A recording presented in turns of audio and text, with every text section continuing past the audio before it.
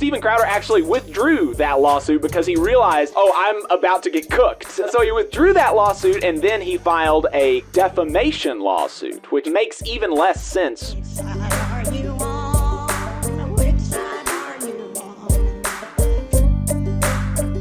We're going to talk about this this really funny thing with Steven Crowder and Matt Bruenig. For those of you who don't know, Steven Crowder is a right-wing kind of pundit. He kind of does, what we do basically, but for conservative politics. We do this for unions and labor politics and stuff like that. He does it for conservative politics. Well, Matt Bruenig is a labor attorney, actually a socialist labor attorney, which makes it even more funny, and like a think tank kind of guy. And Steven Crowder tried to bring a lawsuit against a former employee for ostensibly disparaging them. And so initially what happened was in October of last year, Crowder and his company began pursuing a bunch of legal actions against this guy, Jared Munroe,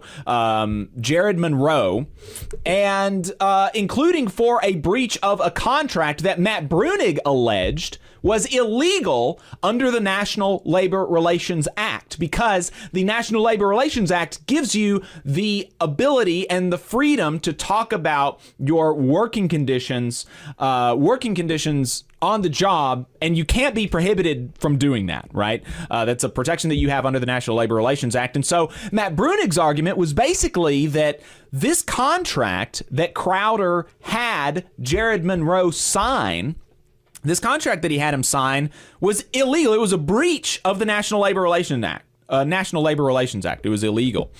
And so that was the case that Matt Bruenig made in the lawsuit that Crowder put forward against Jared Munroe. Jared Munroe retained Matt Bruenig.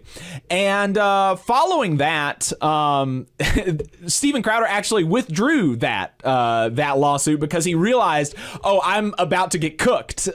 And so he withdrew that lawsuit, and then he filed a common law defamation lawsuit, which is even makes even less sense, really, and it is completely frivolous. And so that common law defamation case that Steven Crowder is making is based on a couple of text messages that Jared sent privately to Steven Crowder's now ex-wife. Texts that say, quote, from Jared to Steven Crowder's ex-wife, quote, from Jared, I think there's a scenario where several of us would be willing to attest to all of that. I just don't want him anywhere near those kids. That really, really disturbs me. Which is like, this whole situation is kind of like funny and entertaining, but there's like a real kind of darkness undergirding some of this stuff here.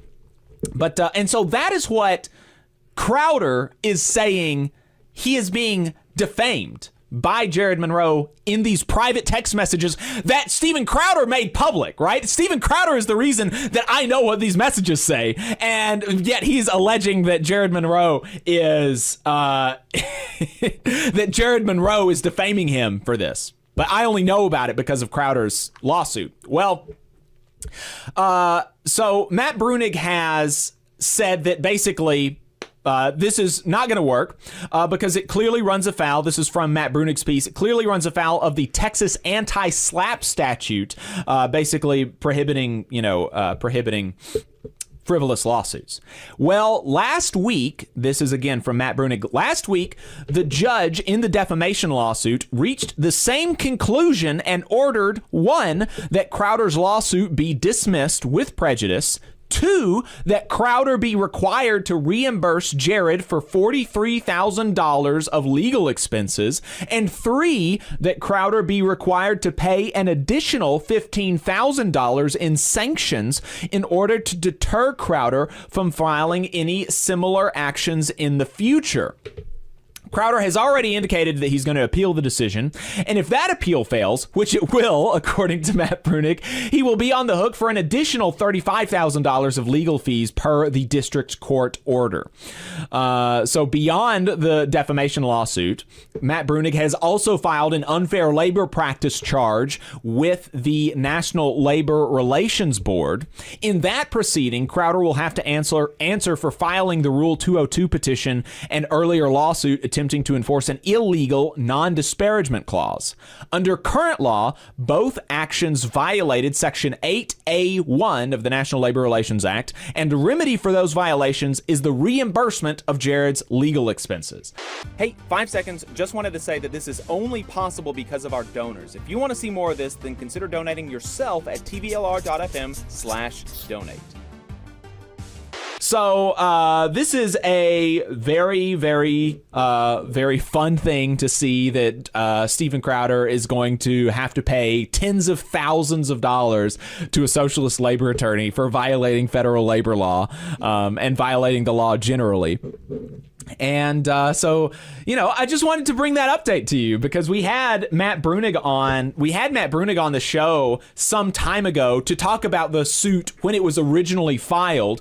I actually had a longer clip that I was going to play from that, but in that clip, we went kind of into detail about the legal intricacies of the initial lawsuit that was withdrawn. And so it wasn't totally relevant any longer, but we wanted to make sure that we gave you that update because I know that some people in the audience were really excited about those developments. And it's just kind of, it just really is weird to be kind of pursuing this stuff knowing that this is going to become public through the public court documents.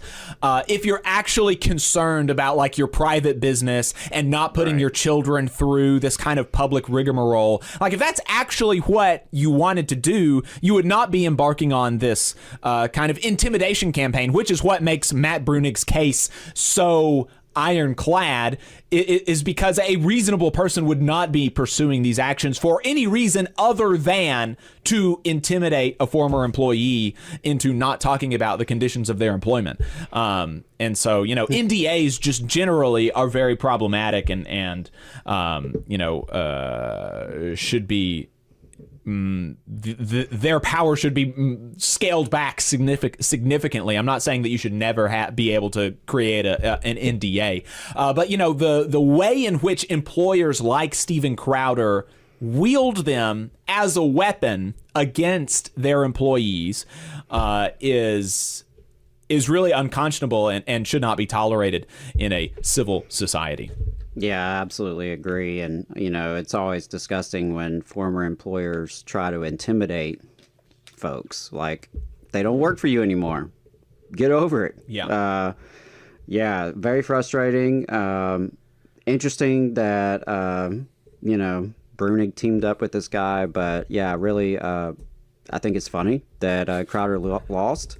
But as funny as it is, the thing is Crowder is still probably a multimillionaire, and I don't know, he does quite well for himself doing, right-wing trash media, where he says a lot of crazy stuff, and gets well compensated for that. So, I guess he's not that big of a loser after all, but yeah, unfortunately not. And that's the problem with kind of the legal system generally being set up such that like penalties are kind of set by the action rather than, or well, I don't know.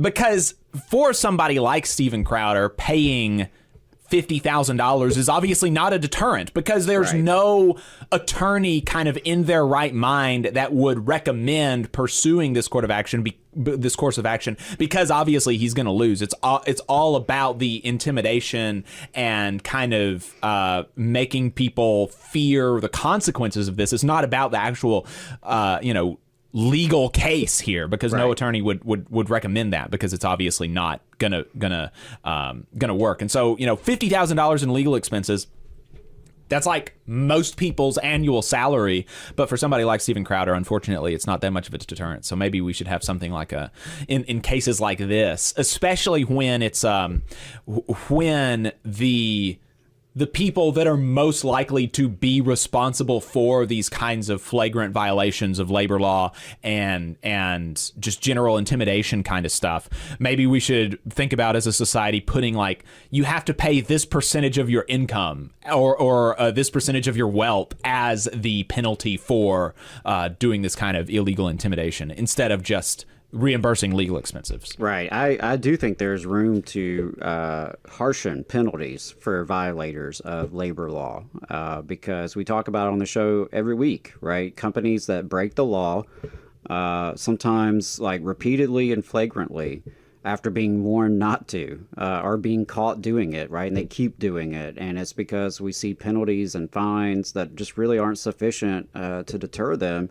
And it's considered a cost of doing business. So whether it's breaking, labor rights in terms of the National Labor Relations Act and your rights to unionize, organize, have concerted protected activity, or, breaking, rules and regulations and laws related to the Department of Labor and OSHA and the Mine Safety and Health Administration, EEOC, right? Like we see it all the time. We have our regular Boss Watch segment. It's just it's another example of the disparities in the way working class people are treated versus the owning class, because business owners who commit, all sorts of illegal acts get slaps on the wrist typically, or fines that are not sufficient, whereas working class people get thrown in prison and cages all the time for various offenses. Just another disparity. You just saw a clip from the Valley Labor Report. We are live every Saturday morning from 9:30 a.m. till 12:30 p.m. And we pride ourselves on keeping all of our content free to everybody so that we can talk to as many working folks as possible. If you support the work that we're doing, you think that it's important, you think that it's good, then consider making a monthly contribution to the project, and you can do that on our website, tvlr.fm.